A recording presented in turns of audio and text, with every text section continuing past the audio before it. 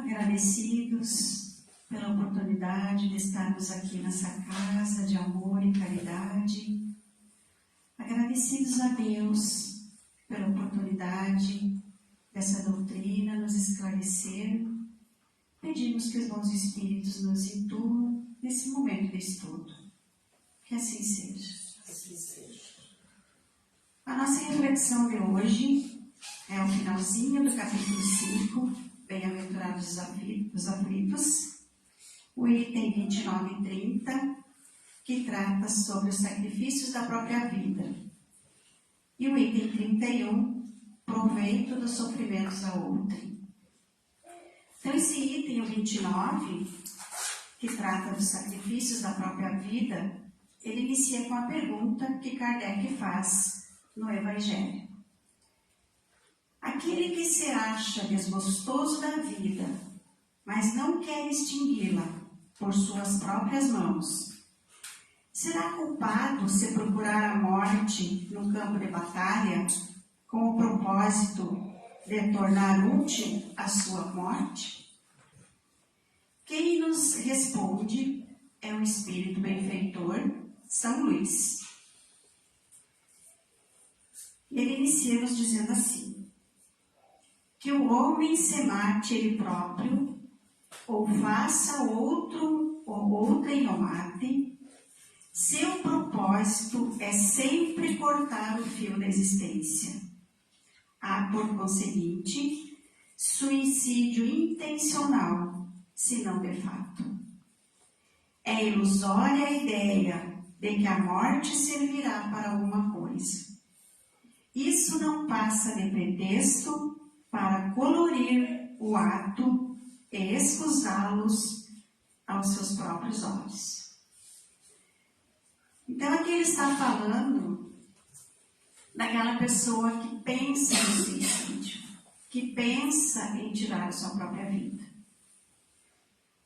É como aquela pessoa que está no meio. Se nós traçarmos uma linha, numa ponta, nós vamos ter aquela pessoa que por seus descuidos, por seus excessos, por seus exageros, pelos seus desregramentos, se torna um suicídio inconsciente, que é o caso do André Luiz, que desencarnou por falta de cuidados e atenção no seu corpo físico. No outro extremo, nós teremos aquela pessoa que, desgostosa com a sua vida, que descontente, comete suicídio. É o suicida consciente. E no meio termo, então, nós temos essa pessoa que pensa no suicídio, que pensa em tirar a própria vida, mas que não tem forças, não tem coragem para cometer. Então, quando tem aquele pensamento sutil de acabar com tudo, de sumir no mundo, essa pessoa começa a pensar, mas não tem a força e a coragem de praticar algo. Então, o que ela faz? Ela se coloca numa posição em que outrem, ou que uma circunstância aconteça para que ele tire a vida. Então, na verdade, ela está mascarando o suicídio. Eu me coloco numa posição de perigo, de risco, sabendo que eu posso perecer. Então, esse paralelo que Kardec faz com o campo de batalha, porque esse livro foi escrito em 1860. Então, a época em que a Europa tinha muitas guerras. Por isso ele compara, ele fala da batalha. Mas a batalha é a nossa vida, é a nossa reencarnação, o nosso projeto aqui na Terra.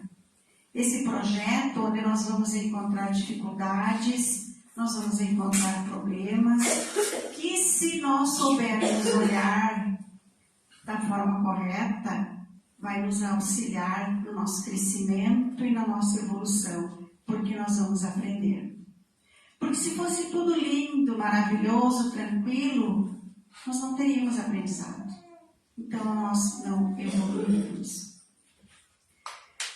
Nós, enquanto encarnados, nos limitamos a 5 sentidos: visão, tato, olfato, paladar e audição. Os espíritos desencarnados, segundo os estudiosos, têm mais de 100. Eles conseguem, por exemplo, a comunicação pelo pensamento. Um pensa e o outro consegue ver o pensamento desse espírito. Nós não conseguimos isso pelo peso da matéria, pelo nosso corpo físico, por vivermos nesse mundo material. Mas pelo nosso pensamento, nós conseguimos nos conectar com espíritos que se afinizem com o nosso pensamento. Nós atraímos esses espíritos que vibram na mesma sintonia nossa. Então, se nós começarmos a pensar que está complicado, que os problemas estão difíceis e que seria melhor eu extinguir a minha própria vida, achando que assim eu terminaria com o meu sofrimento, quando nós pensamos dessa forma, nós nos conectamos com espíritos que pensam dessa forma, que agiram dessa forma e que vêm se unir a nós por essa afinidade. E aí, quanto mais a gente pensa, mais firme fica a conexão. Quanto mais firme a conexão, mais a gente pensa. Então, nós temos que, primeiro, lembrar que o final da nossa existência, que nós tirando a vida do nosso corpo físico, nós não vamos nos livrar dos problemas. Porque o espírito segue levando todas as dificuldades, todos os problemas. Nós temos que lembrar do vigiai e orai. Cuidar dos nossos pensamentos. Não prosseguir nessa conexão. Mudar a vibração, pedir ajuda, buscar auxílio, médico, espiritual. Mas quando sentimos que estamos com esse pensamento e que ele está nos assediando, busquemos ajuda. Porque, respondendo à pergunta do Evangelho, se aquele que se acha desgostoso pela vida, mas não consegue extingui-la pelas suas próprias mãos, será culpado se procurar a morte no campo de batalha? Sim, esta pessoa é responsável pelo ato que ela está cometendo. Porque para Deus importa a nossa intenção. Nós podemos até mascarar para a nossa família, para os nossos amigos, para outro encarnado. Mas para Deus e para a espiritualidade a gente não consegue. Então, se a gente tenta colocar um pretexto para tirar a própria vida, imaginando que ao invés de cair numa situação de suicida, a gente vai estar fazendo uma boa ação, nós estamos enganando só nós mesmos e os que estão por perto. Porque Deus e a espiritualidade têm totalmente a nossa intenção e veem totalmente a nossa vontade. Imaginemos que uma pessoa tem um trabalho, que esse trabalho lhe traga riscos, como trabalhar com energia elétrica, trabalhar em grandes alturas, trabalhar em contato com venenos tóxicos. E essa pessoa abre mão do seu equipamento de proteção, porque ela pensa em tirar a própria vida. Ela pensa em perecer e se livrar dos seus problemas. E digamos que ocorre dela desencarnar. Algumas pessoas vão dizer, morreu trabalhando. Mas se o pensamento daquela pessoa era, vou morrer de forma a me livrar do seu sofrimento, do meu sofrimento, ela está mascarando um suicídio. Então, nós temos que ter muito cuidado com os nossos pensamentos. Não adianta nós mascararmos. nós somos responsáveis por todos os nossos atos, por todas as atitudes que nós tomamos. Por isso nós temos a grandeza do livre-arbítrio. Por isso arcamos com todas as consequências das nossas decisões. E quando nós cometemos esse ato de sacrificar a nossa própria vida, nós temos ido contra a lei de amor. Porque a lei do amor manda que nós nos amemos. E quando eu extingo a minha própria vida, então eu não me amo mais. Então eu não tenho mais esse amor. Nem por mim, nem por ninguém. Então cuidemos da nossa vida.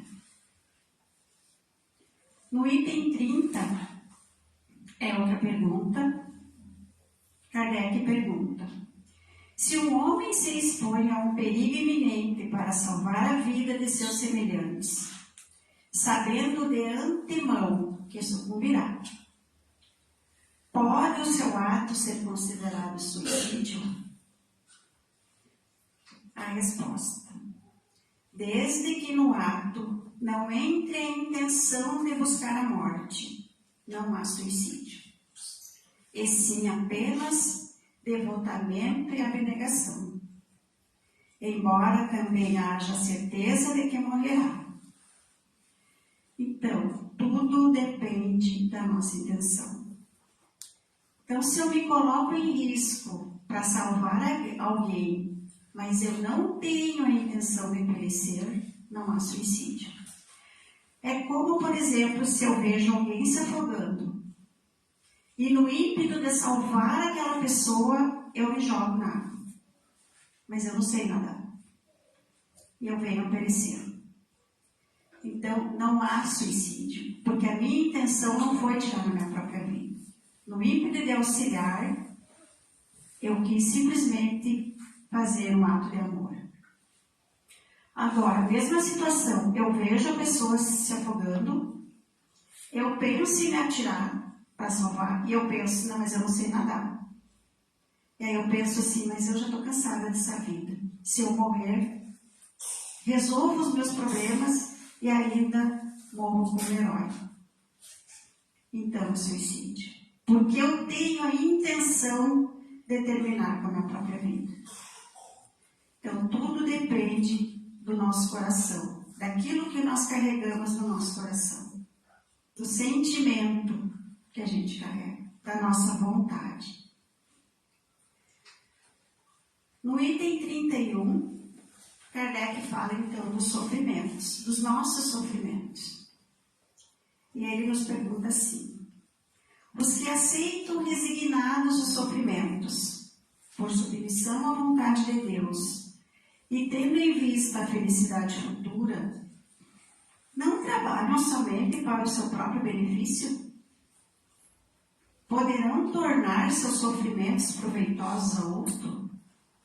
Então aqui ele está questionando se quando eu tenho um sofrimento e eu aceito aquele sofrimento com resignação, se eu não estou trabalhando só para mim. Se esse meu viver, esse sofrimento vai auxiliar alguém. Todas as respostas são dadas por São Luís. E ele diz: podem esses sofrimentos ser de proveito para outro, material e moralmente. Então, esses sofrimentos nossos não fazem bem só para nós. Esses sofrimentos ajudam na evolução daqueles que estão sofrendo e ajudam na evolução daqueles que observam, daqueles que convivem. Materialmente, através do nosso trabalho, através das nossas abnegações, através daquilo que eu abro mão. E moralmente, através do meu exemplo. Do meu exemplo, quando eu sei bem viver aquele sofrimento, quando eu sei bem sofrer. O que é o bem sofrer? É quando eu aceito, quando eu acato esse sofrimento, que ele é para mim, que eu preciso passar por ele, que eu preciso aprender com ele. Eu aceito sem reclamar, eu busco ajuda, eu busco auxílio para passar por ele. Aceitar não quer dizer que eu estou com uma doença grave, eu tenho que passar por isso, eu aceito, então eu não vou fazer nada, eu não vou buscar ajuda, eu não vou fazer tratamento. Isso não é resignação. Isso também é uma espécie de suicídio. Eu não luto pela minha vida. Resignação é quando eu sei que é para mim, que é uma colheita, ou que é uma expiação, ou que é uma prova para mim e para os que estão comigo. Então, esse sofrimento vai ajudar a mim e aqueles que estão comigo. E ele diz assim, esse exemplo do poder da fé espírita pode induzir os desgraçados à resignação e salvá-los do desespero e de suas consequências funestas para o futuro. Então, quando alguém vê que eu estou bem sofrendo com resignação, mas estou lutando pela minha vida, eu posso ser exemplo de fé, de amor à vida para outro que se acha, como ele diz aqui, desgraçado, sem a graça, que na verdade todos temos a graça. Mas quando nós estamos sofrendo, nós achamos que não temos a graça, então nós nos achamos desgraçados. Todos nós somos agraciados. E quando o sofrimento vem e a gente percebe isso, é um aprendizado que temos para nós e para o outro. Então, resumindo esse capítulo 5, que é esse finalzinho desse capítulo 5, que é dos bem-aventurados, o sacrifício da vida não é meritório a Deus. Deus não vê méritos quando nós pensamos ou quando nós sacrificamos a nossa vida. Nós não precisamos sacrificar a nossa vida. Não vai nos ajudar em nada e não vai ajudar o outro. Se nós tivermos que sacrificar alguma coisa, que sacrifiquemos então a nossa mesa, dividindo o nosso alimento com aquele que tem menos. Que sacrifiquemos o nosso guarda-roupa, dividindo o nosso agasalho com aquele que tem menos. Que sacrifiquemos o nosso tempo, escutando um irmão que está em dificuldade, auxiliando. Que sacrifiquemos o nosso lazer, ajudando a cuidar do doente, visitando um doente, estando na casa espírita, buscando espiritualização, buscando conhecimento, buscando estudo. Mas não sacrifiquemos a nossa vida. Segundo ensinamento, que o sofrimento nos auxilia, nos faz crescer, pode nos auxiliar e muito. Quando a gente sabe enfrentar essas dificuldades com amor, com resignação. Quando a gente pensa no próximo. Quando a gente consegue ser o exemplo para auxiliar aquele que também sofre, porque todos nós somos aflitos. Todos nós que estamos aqui encarnados temos as nossas aflições. Uns mais, uns menos, mas tudo passa. E é essa fé que nós temos que manter para que possamos aceitar com resignação as dificuldades que nos vêm. E para encerrar, eu gostaria de dizer, esse tema, suicídio, muitas vezes ele nos machuca, porque sempre conhecemos alguém que se equivocou e que sacrificou a própria vida. Então, vamos olhar para esses irmãozinhos que fizeram esse equívoco, não pensando que eles estão em grande sofrimento, mas pensando na misericórdia e no amor do nosso Pai, que com certeza está no amparo desses irmãozinhos. Não olhemos perguntando o porquê, julgando, mas olhemos com amor. Olhemos para eles e que possamos pedir que eles tenham discernimento de pedir ajuda, de fazer uma oração. Que nem fez o André Luiz, que chegou no momento em que ele fez uma oração sincera e Clarencio correu ao seu encontro para socorrê-lo. Então, que esses irmãozinhos recebam também o nosso carinho, a nossa palavra, a nossa prece. E que nós possamos olhar para a nossa vida com amor, independente das dificuldades, independente daquilo que temos que passar. As dificuldades são bênçãos, é o remédio amargo que cura a nossa alma. Então, que possamos, mesmo em meio às dificuldades, elevar o nosso pensamento e agradecer. Que possamos sorrir. Que possamos agradecer por estarmos aqui vivendo essas nossas experiências. Nós pedimos para estar aqui. Nós escolhemos as nossas provas. Nós concordamos. Então, que tenhamos resignação e amor diante de todas as dificuldades, diante de tudo aquilo que precisamos enfrentar. Que Jesus nos abençoe e nos ilumine sempre o pensamento, para que tenhamos bons pensamentos. Que assim seja.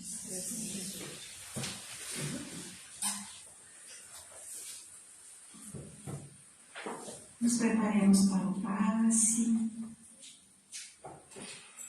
sentindo nesse momento a presença dos nossos amigos espirituais.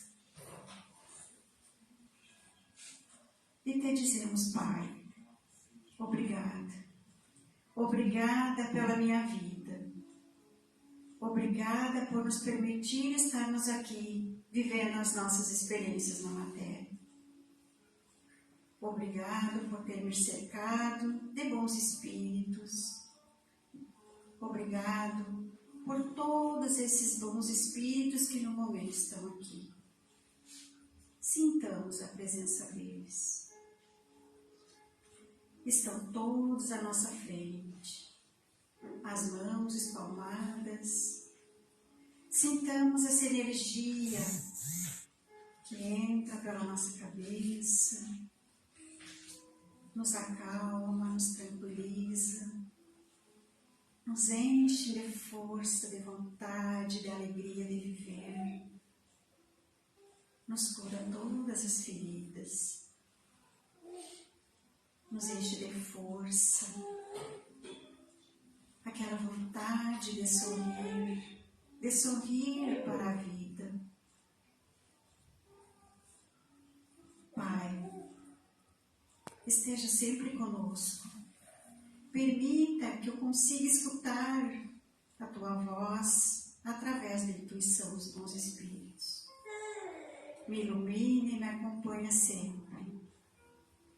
Auxilie a mim e aos meus irmãos. Que eu possa ser sempre exemplo de amor, resignação, respeito pela vida. Obrigada, Pai.